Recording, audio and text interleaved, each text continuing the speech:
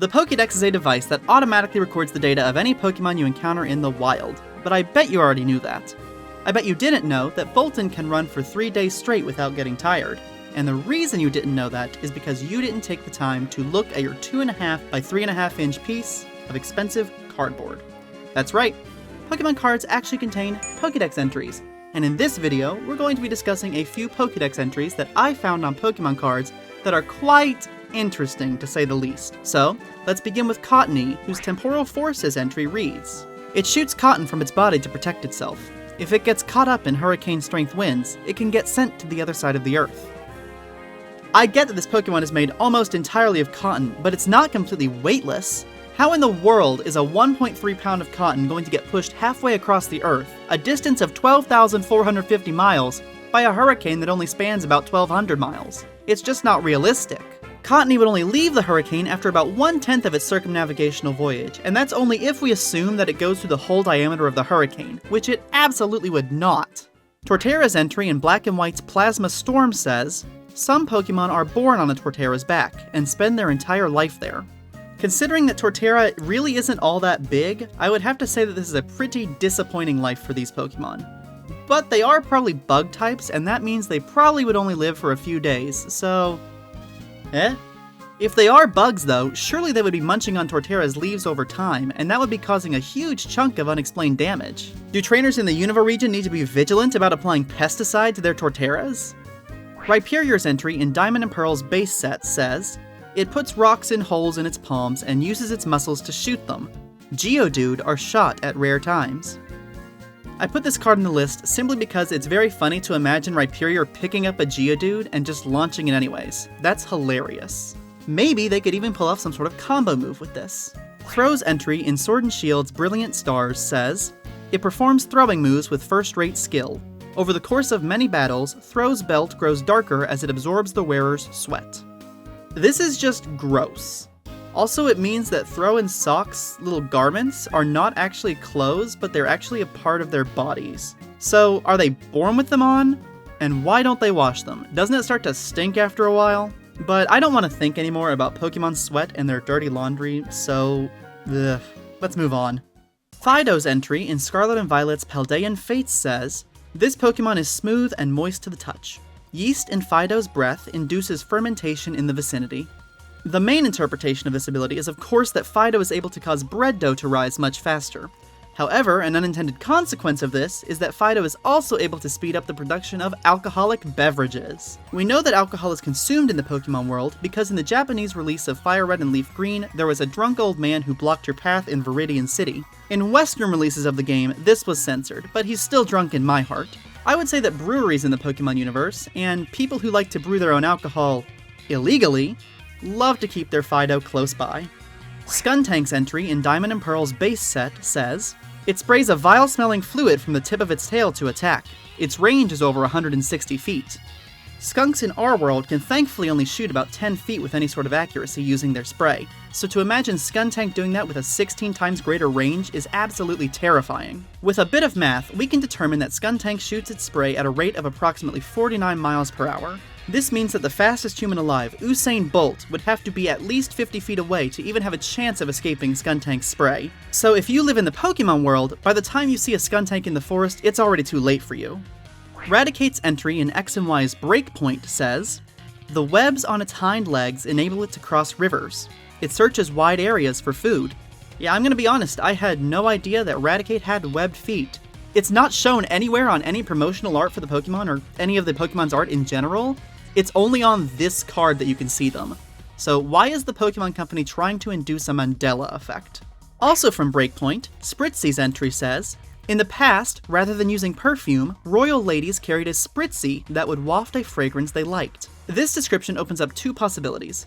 Either Spritzee is able to completely control what fragrance it makes, or there are different subspecies of Spritzee that each have their own distinct aromas. If it's the former, that is absolutely incredible that Spritzee can control its metabolism that well to be able to produce a specific chemical scent in real time.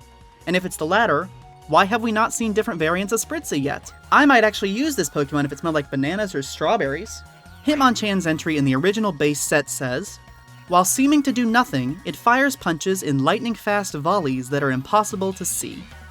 If these punches are so fast that we cannot even see them, then that means Hitmonchan is completing the entire motion of the punch within the single refresh rate of the eye, which is apparently around 20 milliseconds. And honestly, that time frame is probably even shorter due to something called the persistence of vision. But taking 20 milliseconds as an absolute maximum, and assuming that Hitmonchan's arm can extend and compress by 3 feet during the entire punching motion, we can calculate the average lower bound on the velocity of Hitmonchan's punch. And that comes out to be around 200 miles an hour, which is insane. The forces required to extend and retract an arm at that speed are 40 times greater than the force required to break the average human's arm.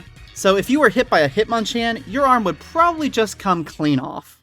Machamp's entry, also from the original base set, says, using its amazing knuckles, it throws powerful punches that can knock its victim clear over the horizon. According to this card, Machamp is apparently 5 foot 3 inches tall, which means that its horizon sits at about 15,000 feet away. Assuming that Machamp comes in with an optimal 45-degree uppercut, we can calculate an average lower bound on the initial velocity of whatever the target of its punch will be. Whoever is the unfortunate victim of this punch will be sent flying at an initial velocity of at least 475 miles per hour. Some of these fighting types are honestly pretty frightening. Jigglypuff's entry in Sun and Moon's Lost Thunder says, Jigglypuff possesses a vocal range that exceeds 12 octaves, but each individual's singing skill depends on its own effort. So the way octaves work is that being 1 octave up from an original note means that you're singing at double the frequency of the original note. So if we center Jigglypuff's singing around the center of a human soprano's range, which centers around C5, then Jigglypuff's lowest note is going to be C-1, which is a frequency of 8.176 Hz. The upper note of its range is going to be C11, which is 32,768 Hz. Yeah, it's no wonder that Jigglypuff is a pop superstar with that range. Relicanth's entry from Platinum Supreme Victors says, a rare Pokemon discovered during a deep sea exploration. It has not changed in over 100 million years. So how is it even possible for us to know when the last evolutionary change of this Pokemon was? Like, presumably, since it's a new discovery, we don't have fossil data on it yet. So how does that actually work in terms of biological sciences? I'm personally not a biologist, so if any of you are or know the answer to this question, please leave it in the comments below because I'm actually pretty curious about this. However, what I can say is that Relicanth is the absolute ideal peak Pokemon body. You might not like it, but this is what peak performance looks like.